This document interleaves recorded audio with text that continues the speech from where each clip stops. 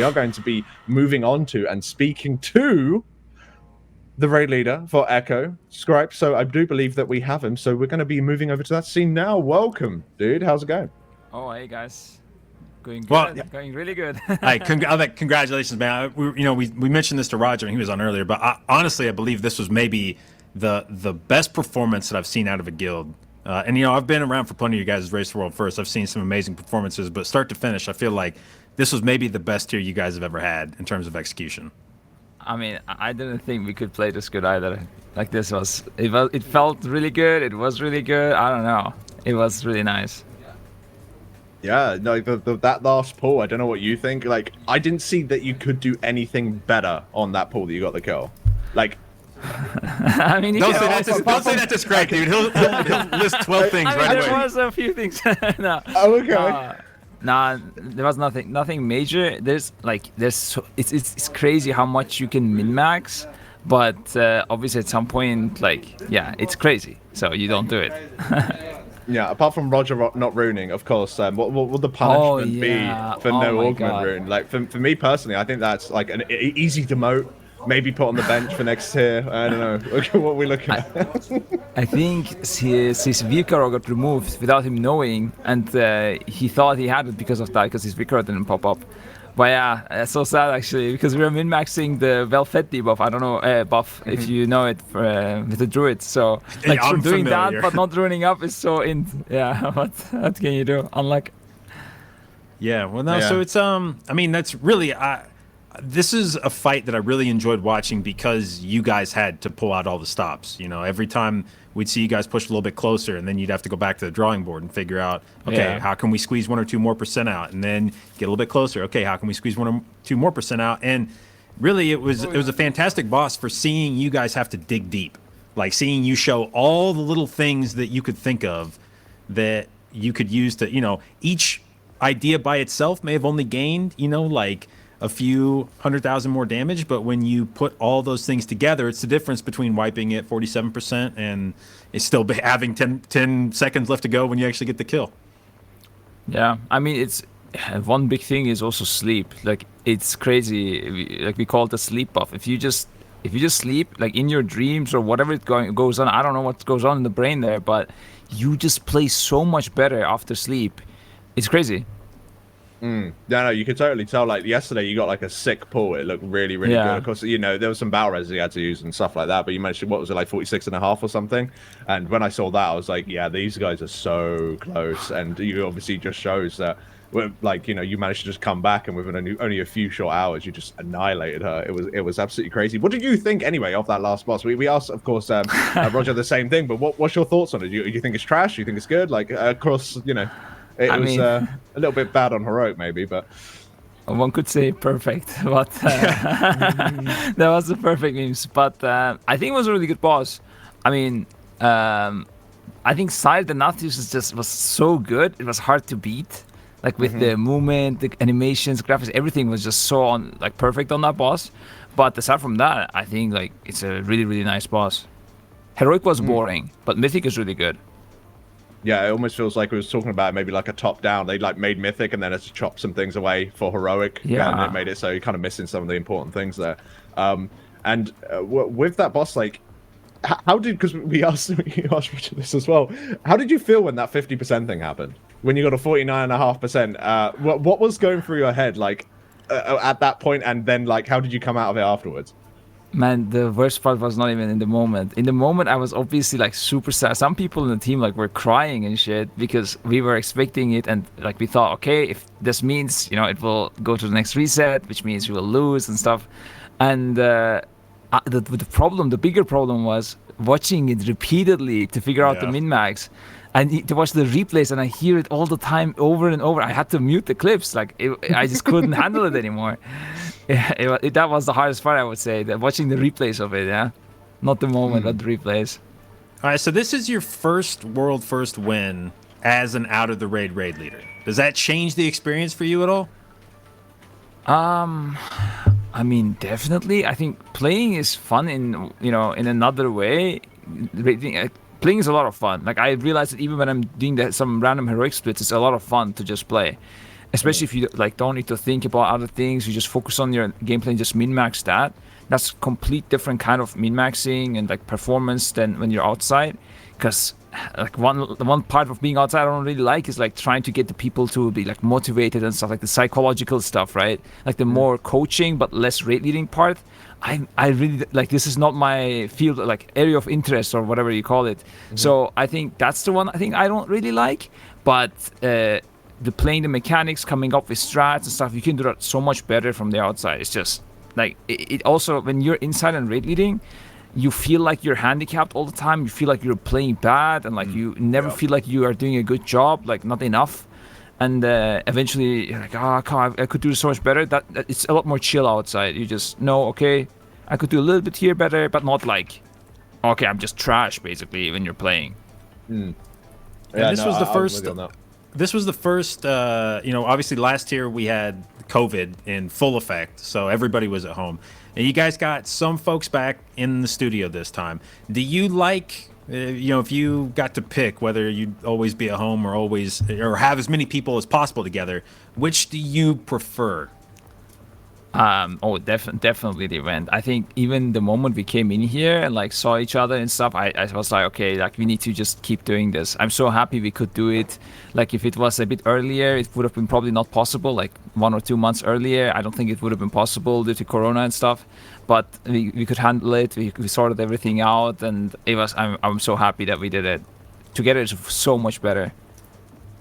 Yeah, no, I think it kind of goes to show as well, just like the way that you kind of interact. You can see it from the overhead camera sometimes during our breaks. Just, there's that sort of like jovialness, and you have like time just to kind of, just chill out and even just maybe talk about some of the things whilst you're on your break in a bit of like a less stressful environment when you're actually in there doing stuff. So yeah, I think it pays dividends, and you guys have done super well from it. Moving away a little bit from Sylvanas and just the tier as a whole, you guys have managed to smash these bosses in like record low pools in some of them. Some people still haven't really met your pools, or they're being like super close after like kind of yoinking strats, which is obviously a very normal thing to do. How do you like kind of prepare? How much effort kind of went into all of these individual earlier bosses, as an example? I think, because like our aim was to get ahead on the first day, because we didn't want to deal with the stress of like being behind constantly and copying tactics, and instead just wanted to have our own stuff set up. We spent like incredible amount of hours. Kel'Thuzad, especially Fate Scribe. I mean, some of the stuff is kind of like secret, so I can't even say it, but like insane. You wouldn't expect. If the bosses were harder, I think our tactics would have had more impact even. But Fate Scribe was way easier than what we expected. We had plans for a much harder Fate Scribe. Let's say like, for a normal guild, like maybe 7-8 times the amount of pulls that they would have gotten like than right now. Because it was harder on PTR. As far as I could remember, I think it was harder. Like we just saw, okay, this is super easy, just win for it. But like turning the rings, counterclockwise and clockwise, and there was even plans of making like a self-driving car type of program where you that's what's insane. You tell it where the positions of the runes are, and it tells you how to move. And it just required so much programming, like coding time. We ended up not doing it, and I'm so glad we didn't do it. I'm so glad, because it was way easier than we expected. But yeah. I want that now. I want you guys to finish that. Can that be a new donation goal? Like finish that and release that? It's way too much time. It's just not worth it. You can just turn everything left. It's so easy. Like intermission was so much easier than we expected. Yeah, and what do you think of Painsmith? Because that was, one of the blocks, and it's got a variety of different sort of reactions from the people that have done it. What's your personal thought on Raidsmith, and how is it to actually raid lead outside? Because it seems like a lot of personal play, and when you're a raid leader on the outside, it's kind of like, well, just stop making mistakes, thanks. Like, how did it kind of feel? Yeah, I noticed it already in the heroic week that people were getting way too much, and we had on Tuesday we had a practice run for like 4 hours, literally only Painsmith and just dodging the spikes, not getting hit. People were still getting hit, but we had to like stop the practice and move on to the next bosses because we just didn't have any time left. Like I knew we were gonna get hit. There was nothing I could do. We practiced as much as we can, and we just went for it. And people played better than I expected. Honestly, they played much better on Mythic, and I think it was fine. Like it could have gone way worse. Yeah. Of course, because there's a hotfix coming in for that next week, right? Which is going to make it so the spikes are a little bit easier to see. Do you think that's going to be the difference that it needs, or is it just a hard thing to do? I mean, they said it's going to be more consistent because sometimes you would actually, like, it was kind of troll. You were kind of not in it, and it was still spiking you. Like, really far. I'm not talking like, 0.01 second mistake. Like, no, you were like legit outside, and it was still hitting you. Especially for the US players. I think for Mini it was like that. I saw multiple clips where he really wasn't in it. He could have played like a lot of times a little bit better, but it shouldn't be necessary. So I think that's the fix. I don't think that it needs to be much easier, but yeah, I don't know. Now, I asked Roger, and I'm curious your opinion on this. Given the context of both this raid and sort of the last few raids, obviously you guys had dropped a couple tiers in a row to limit, and then in this tier in particular with like Sylvanas, the 50% disappointment, is this the best feeling win that you guys have ever had? Oh yeah, I said this immediately after the win. Like it was not even close to any other race. Honestly, I think the first time we killed first time I personally got first was on Helia, and I thought that was like the best thing, because after that, once you win once, it's like you get a bit comfortable with your rank and stuff like that. But this was just this out of the world, insane. Yeah. Yes. I mean.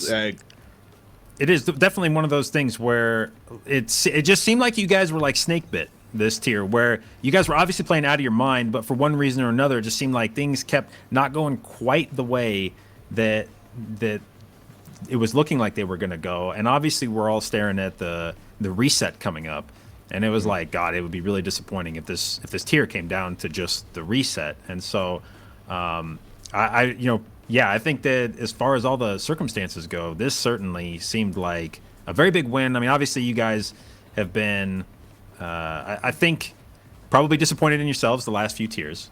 And they've been very long tier. We had the last tier of BFA, so that's going to always be a long tier. And then you had this like 8-month behemoth that we had for this last patch. So it's been a long time, just in terms of calendar days.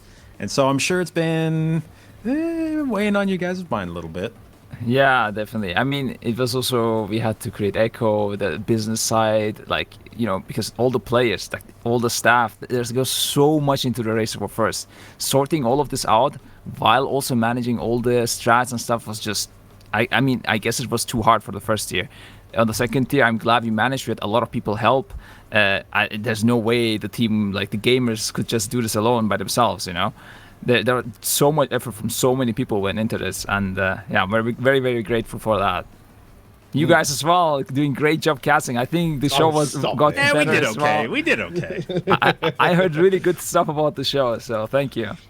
Well, you guys make it easy. Question. You do actually make it easy. It's so easy to talk over your guys' gameplay. Did you make a concerted sort of effort to pull quicker this time around?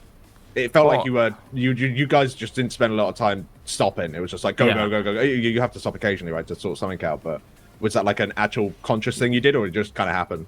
Yeah, I mean, we already tried it on the tier before, but we didn't have any analyst people outside, and a lot of our systems, let's say, of creating strats, painting pictures and stuff like that was all a bit clunky. We were still getting used to this outside reading stuff, and I think also our prep was just much, much better. We could have done way more prep for last time. So we were everybody in the team had already practiced most things multiple times. We acted out the bosses without playing the bosses, just saying go to this market, go here. Now the boss gets dragged. Now this happens. Everything was so set in stone. Most players already knew what was going on. So there was also less outside things to do.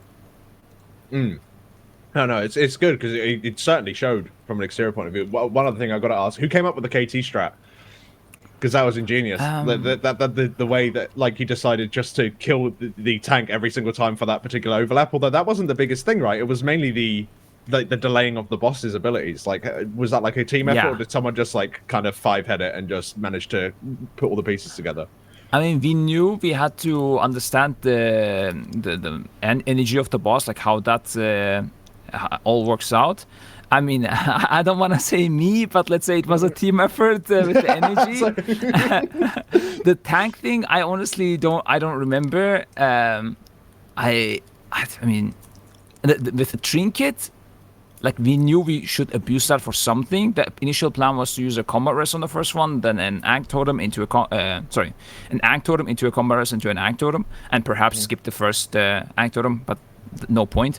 Then we realized we don't really need Resto Shaman. Then we realized the trinket exists, and I'm so surprised they didn't hotfix that trinket. Like that, yeah, it's so OP. You can just cheat. I mean, what? Like you can cheat so many things with that. That shouldn't exist. They should remove it.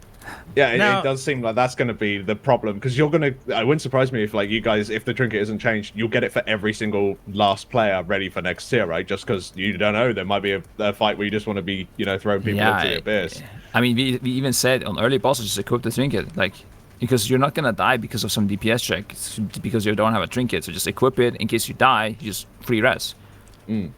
So how many people now are on like your kind of support team, like the guys making the strats? How many folks now are sort of involved in that process? We have Esk from Mythic Trap, also, well, not really sponsoring, but we're working together, making guides there as well. He was using our POVs and also helping us analyzing. We have Misery, who is also my video editor actually on YouTube, but also is into analyzing stuff, so he's helping out. And Grim making Vikoras, alongside with Dradax, who can make Vikoras, but he was using an add-on that, let's say, allows you to remind people at certain times in an easy way, like kind of like a way to create Vikara type of text messages in a very quick way. We had this add-on for previous years as well. He just uses it and actually like puts the stuff in there, the parameters in there. And then on top of that, obviously Chris Potter doing the healing assignments, healing calls, and me doing the raid leading. I hope I don't want to forget someone. Oh, and our Big Wigs person, but doesn't want to be named. He's a secret man. Oh, doing little intrigue. Mysterious. I mean, just wait as well. He was also doing Big Wigs, and he was working with another person. And even though Just Wait played as well, he also did our Big Wigs. He did a lot of effort into that. So he did both gamer and outside man. Okay. Now, of course, this was the first race for this tier, right? This is the race to world first, but there is another one coming up because we did make a donation incentive goal between both Limit and Echo. What sort of prep are you just going to rock up and just hopefully you're going to kill it, or are you going hard? Like, what are we looking at for that in terms of prep?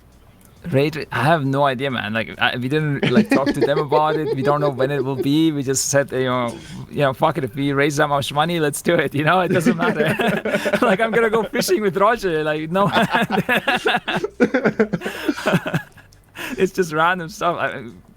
And I don't think both of these. I don't think anybody's gonna go try hard like the race for first. But there's gonna be probably some fun stuff. People are gonna stack some classes probably. I don't know. We'll see. Okay. Now, are you gonna raid lead that one, or are you gonna participate in that one? Ooh. Oh, I don't know, man. I'm actually so bad nowadays at playing. My mechanical skill is just gone. I misclick shit all the time. I don't know. I would like. I guess we could make a rule where you have to play. But I think you should. I think you and Max should have to play. After all of the raid leading of he died to Painsmith again. It's like, hey, you know what, bud?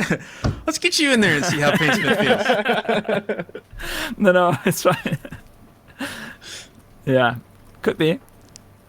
Okay. Now, of course, there is. Speaking of Limit as well, they've done very, very well this tier and really, really close to you. Like, of course, previous tiers, because they're normally a little bit ahead, especially at the beginning.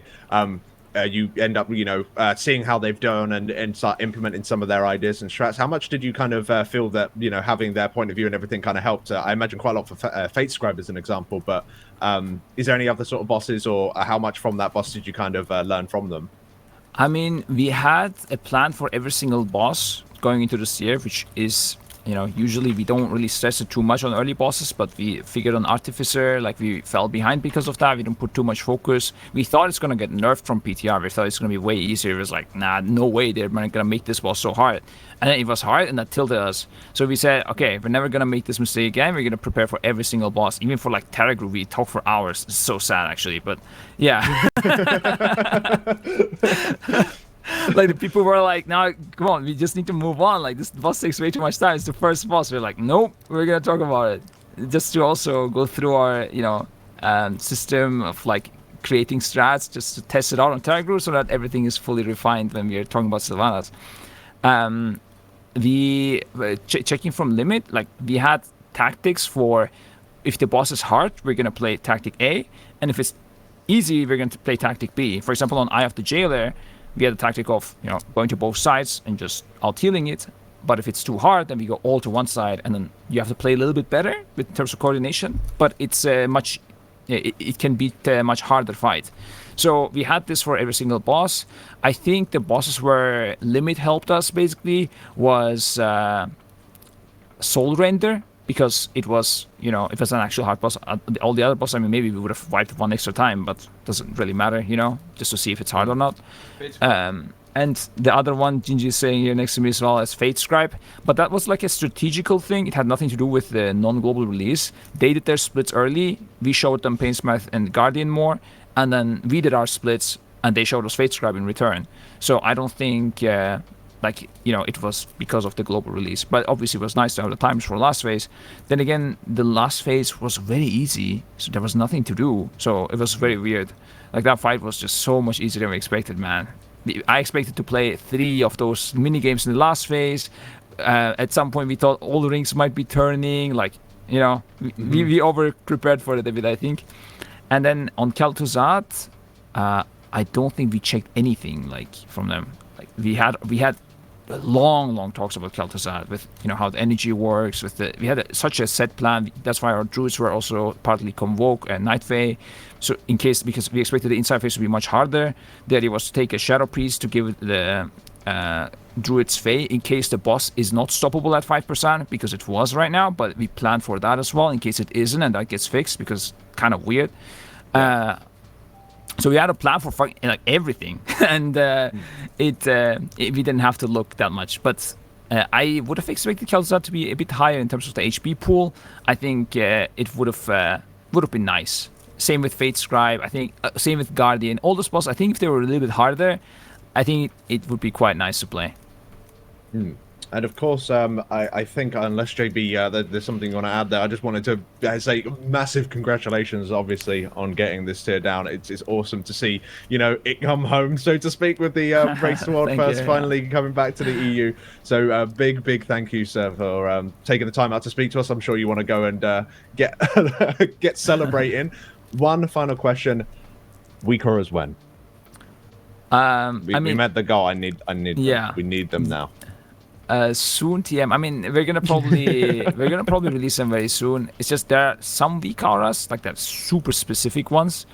I don't even think most people see them on screen that we can't share because it's an add-on thing. But the majority, like everything almost, is gonna be available probably by tomorrow or something.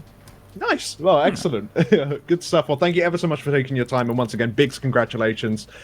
Oh, yeah. Great leader. Super amazing tier for you guys, and definitely look forward to seeing what you guys have up your sleeve next year. Yeah, damn, dude. I'm so tired right now. I'm not even gonna think about next year. That's not true. I know that's not even true. I know that's not true.